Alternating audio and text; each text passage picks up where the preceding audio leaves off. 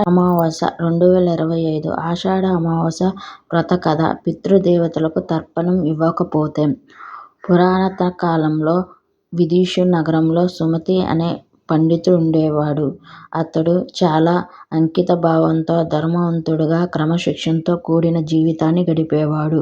బ్రహ్మచర్య, తపస్సు, ఆచారాలు, దానధర్మాలకు తాను అంకితం చేసుకున్నాడు. అయితే అతనికి ఒక ప్రధాన లోపం ఉంది. అతను ఎప్పుడూ శ్రాద్ధలు, తర్పణాలు చేయలేదు. పూర్వీకులకు నిజమైన ఉనికి లేదని అతను నమ్ముతాడు.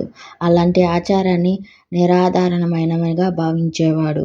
ఒకరోజు రాత్రి సుమతికి ఒక కల వచ్చింది. అందులో అతను తన పూర్వీకులు తీవ్ర దుఃఖంలోన్నట్టు చూశాడు. వారు నిర్జనమైన నీరు లేని ప్రదేశంలో పడి సహాయం కోసం కేకలు వేస్తున్నారు. మళ్ళీ మళ్ళీ, ఓ సుమతీ, నువ్వు సద్గుణవంతుడివే కానీ నువ్వు మా కోసం ఎప్పుడూ తర్పణం చేయలేదు. దీనికి కారణంగా మేము దాహంతో, ఆకలితో చాలా బాధపడుతున్నాం అని వేడుకున్నారు. ఆ కలతో సుమతి బాధలో మేలుకుంది.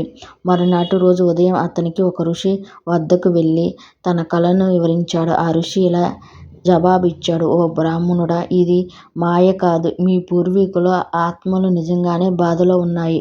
మీరు వారి శ్రాద్ధ తర్పణ ఆచరించేడే మీ జీవితం అర్థవంతంగా మారుతుంది.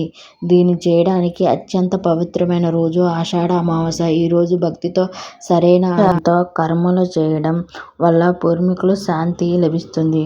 వారి ఆశీస్సులు మీకు లభిస్తాయి అని చెప్పాడు.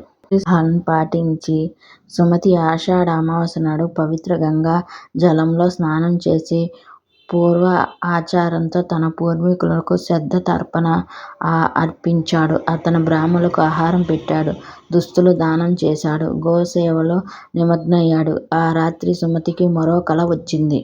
అతనికి పూర్వీకులు దైవిక రూపంలో కనిపించి, ఓ ప్రియమైన కుమారా, ఈరోజు నువ్వు మమ్మల్ని సంతృప్తి పరిచావు.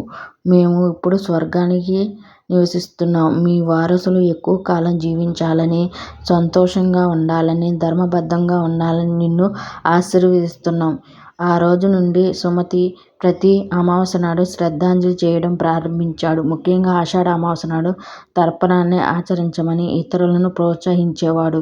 దానికి ప్రాముఖ్యత గురించి అందరికీ తెలిపేవాడు. వీడియో నచ్చితే ఒక లైక్ చేయండి. మరిన్ని వీడియోల కోసం నా ఛానల్ సబ్స్క్రైబ్ చేసి, కామెంట్ చేసి, షేర్